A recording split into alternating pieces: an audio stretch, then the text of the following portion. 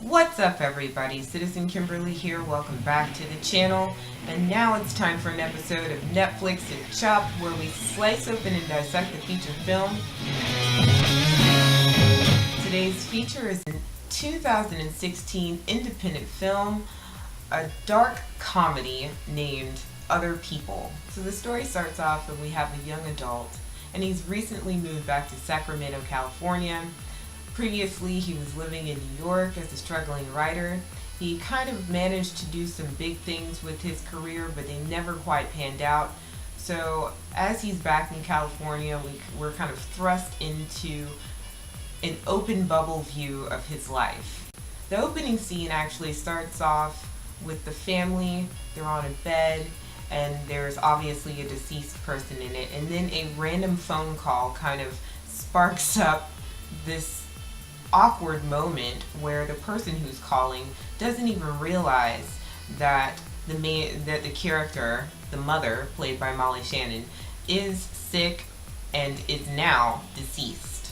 So we start to see elements of the dark comedy kind of seep in, although it really was kind of one of those awkward moments. So then we're flashed back to the lead character, and we get to see little slices and pieces of his life, mainly his interactions with other people. We get to see inside of his personality.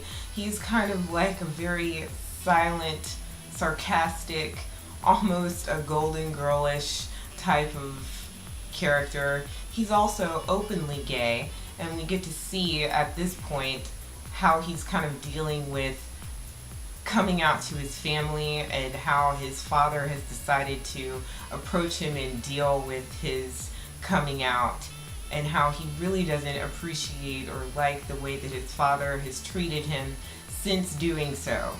We also find out that his whole family kind of gave him the shaft, but not in an unloving way. It's kind of like a mixed bag where we don't exactly see terrible mistreatment, but we see mistreatment on a very deep emotional level.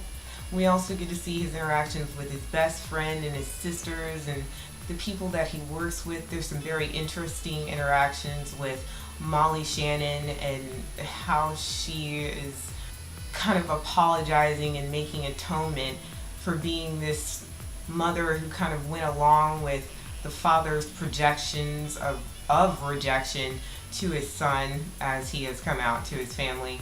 We kind of follow this story through several months of treachery when dealing with someone who is terminally ill and the struggles that might happen with that. So now I'm going to end my plot analysis for the film, and I'm going to go into my thoughts. I really enjoyed this film. It was completely realistic. The way that it was shot was kind of like an open view, and we got to look inside of this young man's life and how he is dealing with growing up and his emotional and internal struggles with who he is as a person. The different thing about this film was the fact that usually in films like this you kind of get to see the character in situations where something tragic has happened. You see the character kind of disintegrate and degrade, and everything starts to fall apart in their life. But in this film you see that he's really supported. Every person that he's interacting with, whether it be his best friend, his mother, his sisters, his co-workers, everyone that he interacts with, he has the best emotional support. Someone always has something really inspiring or touching to say. Even his ex-boyfriend in the film, who is completely hilarious, and although they have broken up, he is one of the most supportive characters to him. I mean, who has that? And so that was really inspiring, and it was really good to see. And on a deeper level, I feel like since this film basically focuses on the main character and his interactions with other people, this main character kind of has struggles still with being who he is as a gay person and his rejection by his father. And so as soon as we see this character kind of come to terms with who he is, his father, who may be considered a little bit aloof and harsh actually softens up and shows that he can come to terms with it. And it's kind of like that saying that the world around you and the people that you surround yourself with are like a mirror. So ultimately, since this guy sacrificed his kind of state of being in his life to fly back and take care of his ailing mother and be kind of quiet and supportive in an uncomfortable situation to which he ultimately feels rejected in, he is supported by everybody else around him. So he's giving out support, and then the support just kind of comes back. In that sense, the film is like super deep. I also say that one of the elements that is clearly sparked within this film is the art of forgiveness. I think that the main character has figured out exactly what forgiveness is. There's this one conversation within the movie that he's having with his boyfriend, and he's kind of talking about his fears of being discovered as a gay person. And the boyfriend's just kind of like literally almost playing like a therapist. And he's saying, like, oh, poor you, I can't believe this just happened. And I think at that moment, the main character realizes that he has yet to forgive himself.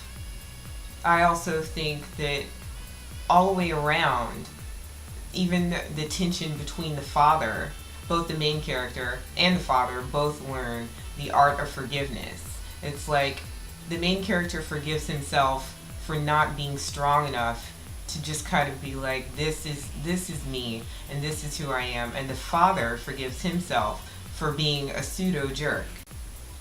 Also, and I think that that's really interesting. I think a lot of people run around and they expect to be forgiven, but I do think that there's something to the quote, you can't really be forgiven unless you truly forgive yourself. And I think that that's a really interesting point that's kind of ominously brought up within the film.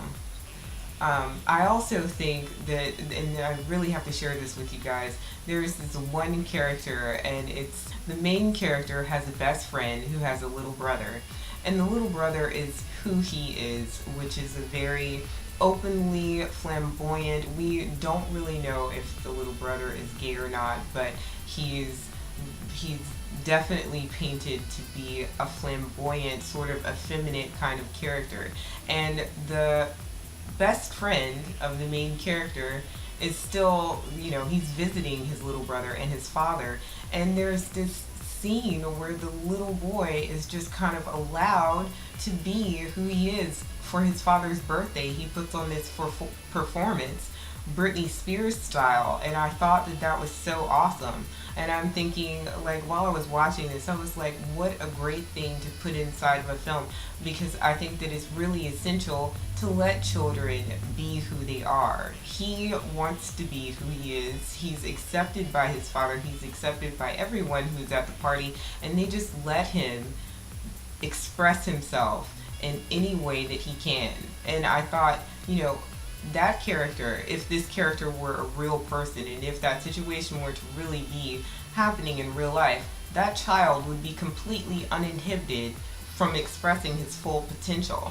Because I think a killer of people and a killer of souls is to actually suppress what is innately brought out in a human being. You can't express your full potential by being suppressed by other people's thoughts and other people's values. And so since this character was allowed to express his own values and his just being in general, I thought that is completely amazing. And I wish more images in films and characters like this were shown, because I think that things like this need to be shown. It's very eye-opening. The thing that mystifies me is that more smart comedies aren't written like this, and they really should be. And I really feel like whoever wrote it was really thinking about their viewers' brain capacity, and they really wanted to touch someone, and they really wanted to share probably something that went on. Those are just my thoughts. Maybe it's somebody who just has a very good grasp on human emotions and situational drama, which this which this film clearly is. But but I can only, that's just speculation, but it's well done. The writing is well done. It's a really smart script. You have really emotionally touching characters. No one is a jerk, really. Everybody has their funny moments, and I really enjoyed it. I think it's one of the best films that I've seen so far in 2016. I will advise, I feel like this film was written from somebody who actually has been through a horrific passing of a loved one.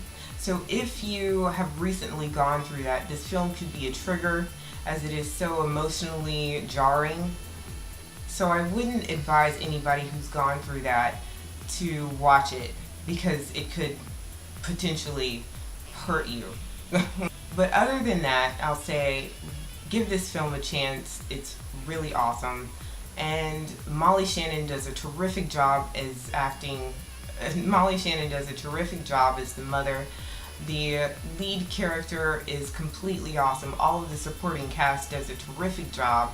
I couldn't have been more entertained, although I was really sad when I finished watching it and I felt like I needed to go and escape and just do something else instead of focus on what this film kind of brings out of you emotionally. But I have to say, it was really well done. I just can't keep saying more. I can't say that more than enough. So, let me know in the comments down below if you all have watched any situational comedies or dramas that have touched you emotionally. And if so, let me know your thoughts if you have watched this film. And as always, until next time, if you're into it, watch it.